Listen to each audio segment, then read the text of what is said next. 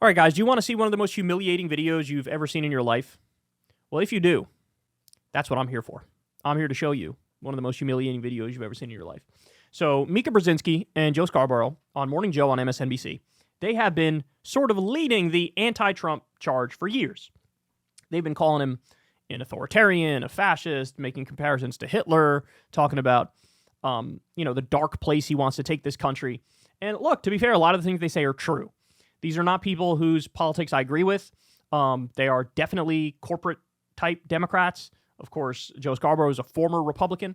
But they really carved out a niche for themselves where they were sort of leading the anti-Trump resistance. And so with Trump winning recently, they decided, oh boy, I think they're genuinely scared that Trump's going to come after them in one way or another. And so they were like, hey, maybe we can get a meeting with the president and like grovel at his feet, maybe. And that's pretty much what happened. And they admit to it here. So let's watch and then we'll break it down. As somebody close to Donald Trump told me this past weekend, this is a president who's not seeking re-election. So maybe, just maybe, now could be the time for both parties to get to work. And I know, given the jarring headlines that we read every day, that may seem like a stretch. But think about this. Of the 150 million votes cast, Donald Trump got 50%. Kamala Harris got about 49%. So I don't know. Seems to make sense for leaders of both parties to seek common ground, if it's possible at all. Yeah, now, again, these are the people who were saying Trump was a fascist, comparing Trump to Hitler. And now it's like, bro, working together? Maybe we'll work together, bro. All right, here we go. A lot of Democratic leaders we've talked to this past week, since the election, have told Mika and me it's time for a new approach. And when I say top Democrats, I mean top Democrats. It's time for a new approach. In other words, cave. Give up. Bend the knee. That's what they mean. Let's call a spade a spade. That's what they mean. They said, we're open. And this was before we talked to Donald Trump. They said, listen, we're open to working with the incoming president if the incoming president is open to working with us. Yeah, the question is, though, how do we get there?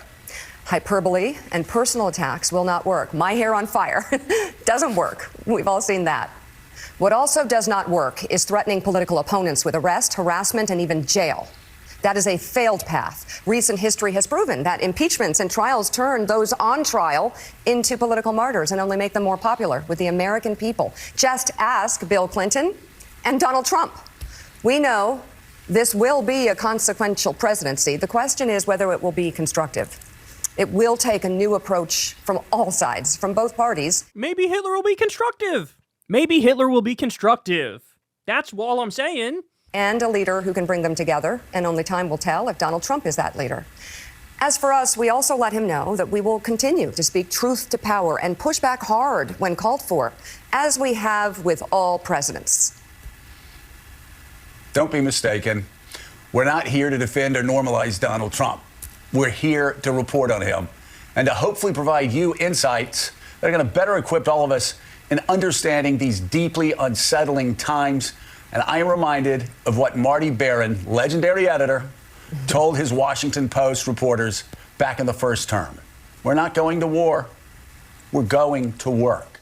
All right, so here you go. Here's then versus now. Here we go. And then he says that the news network that is most critical of him should be taken off the air. This is not a reach. I could go back and talk about Nazi Germany, and I do it without any concerns whatsoever. And if people can't start drawing the parallels, well, you're just stupid, or you have your head in the sand, or you're one of them. Over the past week, Joe and I have heard from so many people, from political leaders to regular citizens, deeply dismayed by several of President-elect Trump's cabinet selections, and they are scared. Last Thursday, we expressed our own concerns on this broadcast and even said we would appreciate the opportunity to speak with the president-elect himself. On Friday, we were given the opportunity to do just that. Joe and I went to Mar-a-Lago to meet personally with President-elect Trump. It was the first time we have seen him in 7 years. Now, we talked about a lot of issues, including abortion, mass deportation, threats of political retribution against political opponents, and media outlets. We talked about that a good bit.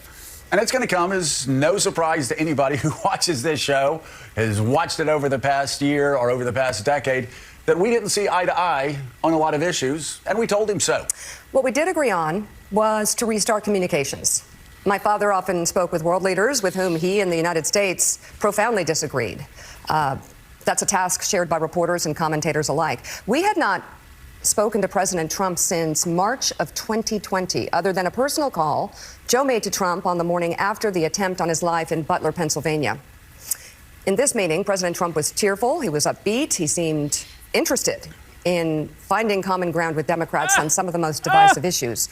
And for those asking why we would go speak to the president-elect during such fraught times, especially between us, I guess I would ask back, why wouldn't we? 5 years of political warfare has deeply divided Washington and the country. We have been as clear as we know how in expressing our deep concerns about President Trump's actions and words in the coarsening of public debate. But for nearly 80 million Americans, election denialism, public trials, and January 6th were not as important as the issues that moved them to send Donald Trump back to the White House with their vote. Joe and I realize it's time to do something different, and that starts with not only talking about Donald Trump, but also talking with him. Wow. So, by the way, MSNBC ratings have fallen off a cliff recently since Trump's win, and this is honestly a way for them to nuke the remainder of their audience that has stayed. Because it's not like over these past 7 years or however long it's been, they've, attracted an audience of enlightened centrists or people who are on the fence. No, they've attracted the resistance liberals. That's who they've attracted. And the resistance liberals are going to hear this and go, what the fuck is wrong with you? And so, whatever tiny shreds of credibility remain on MSNBC with their own audience, it's gone, bro. It's gone. I don't know what the fuck they're doing. Well, look, I actually do know. Number one, I think they're genuinely scared. Mika and Joe feel like shit. He might actually come after us for political retribution. We better start being like, hey, we're not even against you, bro. What are you? Us? Critical of you? Bro, I'm not. You're like, I kind of like you, bro. I like you a little bit, bro. We can work together.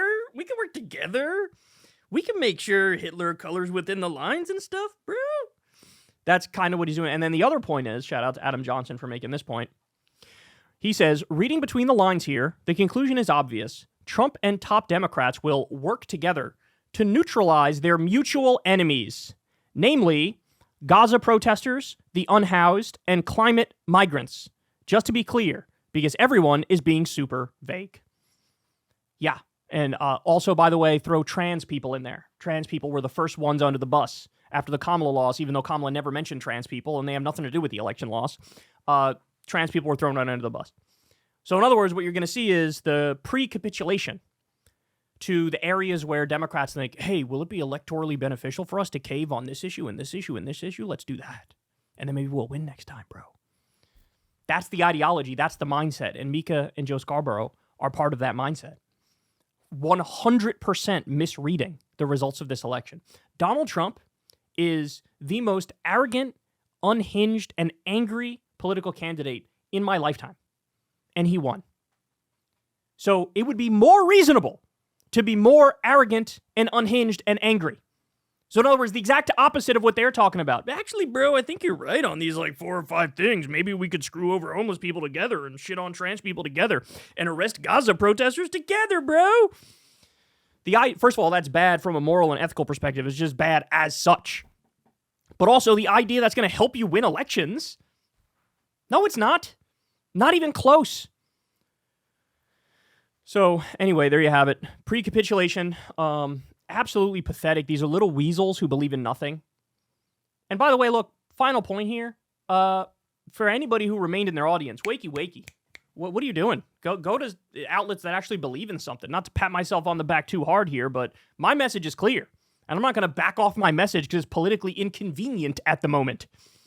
So what you're seeing here is truly an opportunity for left of center media online to do a lot better. That's what you're looking at. Because there's been a complete and utter implosion of MSNBC, and you should fear a complete and utter implosion of Democratic politicians, right? Democratic politicians. MSNBC, for all their flaws, at least during the first Trump years, they were resisting. Granted, in some ways, they were resisting incorrectly, like Russiagate was a mistake, But resisting Trump was correct. The details matter, and they were wrong on those, but resisting is good. This time, they're like, we're done. It's almost like the life got sucked out of their bodies when Trump won this second time.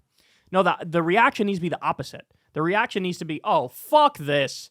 Again? We're going to fall for the con man fraudster again? No, we're not going to let that happen. We're going to fight till we're blue in the face, and we're going to represent something which is a counter vision and a counter narrative from what this authoritarian menace wants to see. All right, guys, that's the show.